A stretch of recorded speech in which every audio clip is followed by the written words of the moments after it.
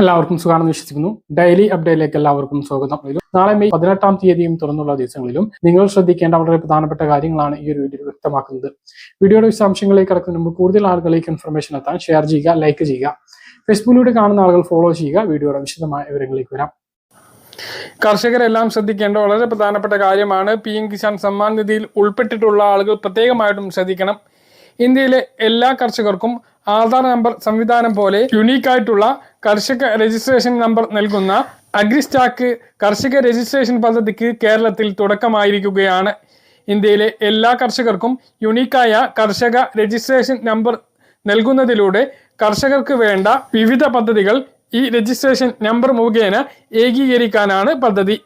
PM Kisan വിള insurance, കർഷക യന്ത്രങ്ങളുടെ സബ്സിഡി, കാർഷിക ലോണുകൾ, മണ്ണ് പരിശോധന കാർഡുകൾ, രാസവളങ്ങൾക്കുള്ള സബ്സിഡി തുടങ്ങി കർഷകർക്കുള്ള എല്ലാ ആനുകൂല്യങ്ങളും സേവനങ്ങളും തുടർന്നും ലഭിക്കുന്നതിന് ഈ രജിസ്ട്രേഷൻ കേന്ദ്ര സർക്കാർ നിർബന്ധമാക്കാൻ ഒരുങ്ങുകയാണ്.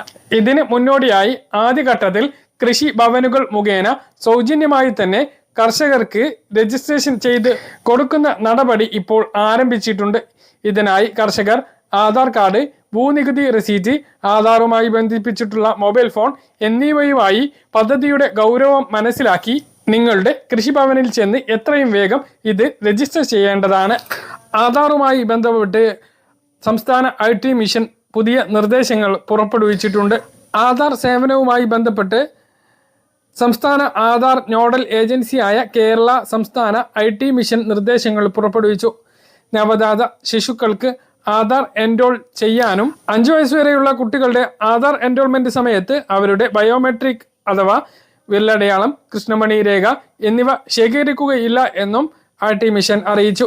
എൻറോൾമെന്റ് ചെയ്യുമ്പോൾ തന്നെ കുട്ടിയുടെ ജനന സർട്ടിഫിക്കറ്റ് ഹാജരാക്കണം.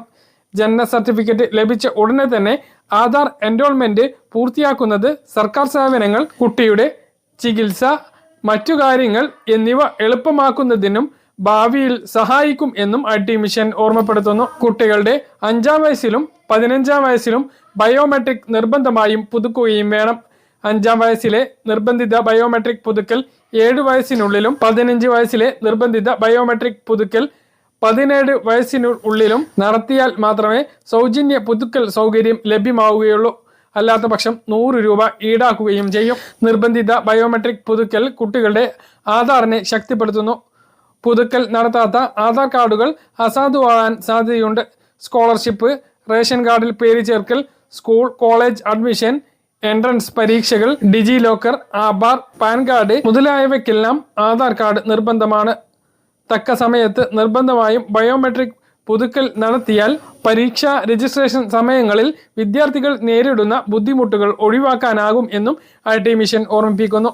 ആധാർ സേവനങ്ങൾ വേഗത്തിൽ ലഭ്യമാക്കുന്നതിന് ആധാറിൽ മൊബൈൽ നമ്പർ, ഇമെയിൽ എന്നിവ നൽകണം. പല സർക്കാർ വകുപ്പുകളും ആധാറിൽ കൊടുത്തിരിക്കുന്ന മൊബൈൽ നമ്പറിലേക്കോ ഇമെയിൽ അഡ്രസ്സിലേക്കോ OTP അയച്ച് സേവനങ്ങൾ ലഭ്യമാക്കുന്നുണ്ട്.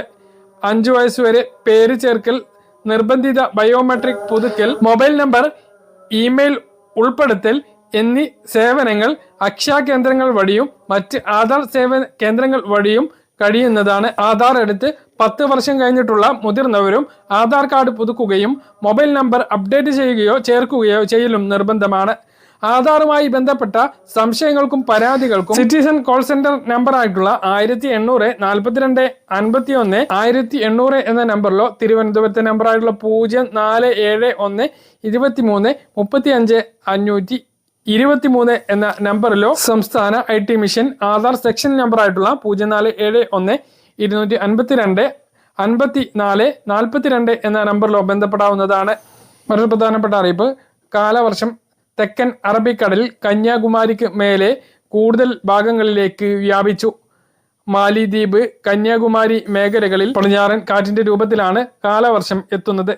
കേരളത്തിന് മുകളിൽ വരും ദിവസങ്ങളിൽ പടിഞ്ഞാറൻ, വടക്കു പടിഞ്ഞാറൻ കാറ്റ് ശക്തമാവാൻ സാധ്യതയുണ്ട് എന്ന് കാലാവസ്ഥാ നിരീക്ഷണ കേന്ദ്രം അറിയിച്ചു. മെയ് 22 കൂടി ന്യൂനമർദ്ദം ശക്തി പ്രാപിക്കാൻ സാധ്യതയുണ്ട് എന്നും കേന്ദ്ര കാലാവസ്ഥാ വകുപ്പ് അറിയിച്ചിട്ടുണ്ട്. തിങ്കളാഴ്ച 5 ജില്ലകളിൽ ഓറഞ്ച് അലർട്ട് പ്രഖ്യാപിച്ചിട്ടുണ്ട്. 2ാം പിണറായി സർക്കാരിൻ്റെ 4ാം വാർഷികാഘോഷങ്ങളുടെ ഭാഗമായി എൻ്റെ കേരളം പ്രദർശന വിപണന മേള ഇന്ന് തിരുവനന്തപുരത്ത് ആരംഭിച്ചു 23 വരെ മേള തുടരും. രണ്ടാം പിണറായി സർക്കാർ 4 വർഷം പൂർത്തിയാക്കി ഭരണത്തിന്റെ അവസാന വർഷത്തിലേക്ക് കടക്കുകയാണ്. ഈ ഒരു സമയത്ത് സർക്കാരിന്റെ അവകാശവാദങ്ങളുണ്ട്. അതിൽ പ്രധാനപ്പെട്ടതാണ് ക്ഷേമ പെൻഷൻ. കഴിഞ്ഞ 4 വർഷക്കാലം സാമ്പത്തിക വെല്ലുവിളികളെ സൂക്ഷ്മമായ സാമ്പത്തിക ആസൂത്രണത്തിലൂടെയും കാര്യക്ഷമമായ നടത്തിപ്പിലൂടെയും നേരിട്ട് വികസന പ്രവർത്തനങ്ങൾക്കും ക്ഷേമകാര്യങ്ങൾക്കും ആവശ്യമായ പണം കണ്ടെത്താൻ സർക്കാരിന് സാധിച്ചു എന്നും ഇതിന്റെ ഏറ്റവും മികച്ച ഉദാഹരണമാണ് സാമൂഹ്യ സുരക്ഷാ പെൻഷൻ പദ്ധതിയുടെ വിജയകരമായ നടത്തിപ്പ് എന്നും സർക്കാർ അവകാശപ്പെടുന്നു. കേരളം രാജ്യത്തെ ഏറ്റവും സമഗ്ര സാമൂഹ്യ സുരക്ഷാ പെൻഷൻ പദ്ധതി നടപ്പിലാക്കുന്ന സംസ്ഥാനമാണ്. 2016 മുതൽ 21 വരെ 35,154 കോടി രൂപയാണ് സാമൂഹ്യ സുരക്ഷാ പെൻഷനായി വിതരണം ചെയ്തത്. 36,000 സർക്കാർ ഇതുവരെ കോടി രൂപയും ഈ വിഭാഗത്തിൽ ജനങ്ങളിലേക്ക് എത്തിച്ചിട്ടുണ്ട്. നിലവിൽ 62 ലക്ഷത്തിൽ പരം ഗുണഭോക്താക്കൾക്ക് പ്രതിമാസം 1,600 രൂപ വീതം സാമൂഹ്യ സുരക്ഷാ പെൻഷൻ നൽകുന്നത് ഒരു ചെറിയ കാര്യമല്ല എന്ന് സർക്കാർ അവകാശപ്പെടുന്നു. യഥാർത്ഥത്തിൽ നോക്കുകയാണ് എങ്കിൽ അത് വലിയ കാര്യം തന്നെയാണ്. 1,600 രൂപ ക്ഷേമ പെൻഷൻ കൊണ്ട് ജീവിക്കുന്ന ലക്ഷക്കണക്കിന് ആളുകളാണ് സംസ്ഥാനത്തുള്ളത്.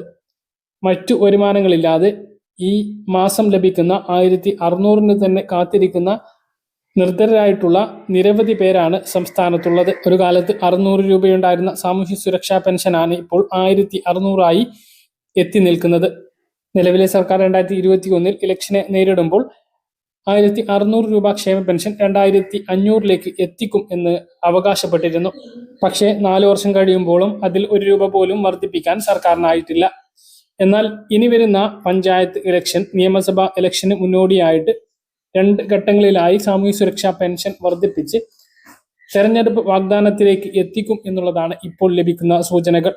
സാമൂഹ്യ സുരക്ഷാ പെൻഷൻ ഭൂരിഭാഗ വിഹിതവും 98% സംസ്ഥാന സർക്കാർ വഹിക്കുന്നതാണ്.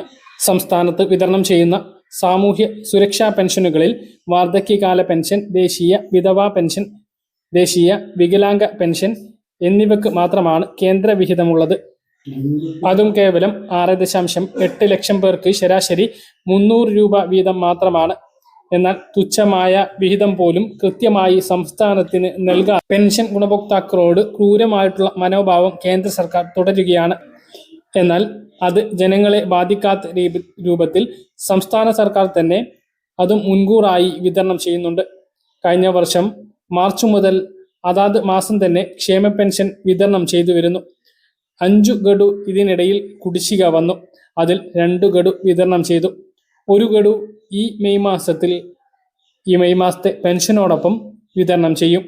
62 ലക്ഷം പെൻഷൻ ഗുണഭോക്താക്കൾക്ക് ഈ മാസം, അതായത് ഏതാനും ദിവസങ്ങൾക്കകം തന്നെ 3,200 രൂപ എത്തിച്ചേരാൻ വേണ്ടി പോവുകയാണ്. ബാക്കി 2 ഗഡു ഈ വർഷം തന്നെ വിതരണം ചെയ്യും. സാമ്പത്തികമായി വെല്ലുവിളികൾക്കിടയിലും സാമൂഹ്യ സുരക്ഷാ പെൻഷൻ പദ്ധതി ഇത്രയും വിപുലമായി നടപ്പിലാക്കാൻ കഴിഞ്ഞത് സംസ്ഥാന സർക്കാരിന്റെ നിശ്ചയദാർഢ്യത്തിന്റെയും കാര്യക്ഷമമായ സാമ്പത്തിക മാനേജ്മെന്റിന്റെയും ഫലമായാണ് എന്നും സർക്കാർ അവകാശപ്പെടുന്നു. സർക്കാരിന്റെ സാമൂഹിക പ്രതിബദ്ധതയുടെയും ജനങ്ങളോടുള്ള കരുതലിന്റെയും തെളിവാണിത് എന്നും സർക്കാർ അവകാശപ്പെടുന്നു. കാത്തിരിക്കുന്ന 3,200 ക്ഷേമ പെൻഷൻ ബുധനാഴ്ചയോ വ്യാഴാഴ്ചയോ അക്കൗണ്ടുകളിൽ എത്തും. തൊട്ടടുത്ത ദിവസങ്ങളിൽ തന്നെ കയ്യിലും വിതരണം ആരംഭിക്കുകയും ചെയ്യും. സ്വർണ്ണവിലയിൽ മാറ്റമില്ലാതെ തുടരുന്നു. ഗ്രാമിന് 8,720 രൂപ, പവന് 69,760 രൂപ. പറഞ്ഞ കാര്യങ്ങൾ കൃത്യമായിട്ട് മനസ്സിലാണെന്ന് കരുതുന്നു. ഇതുപോലെ ഇൻഫർമേഷൻ ലഭിക്കാൻ ചാനൽ സബ്സ്ക്രൈബ് ചെയ്യുക, ബെല്ലൈക്കൺ എനേബിൾ ചെയ്തു വെക്കുക. മറ്റൊരു വീഡിയോ നമുക്ക് കാണാം. ബൈ.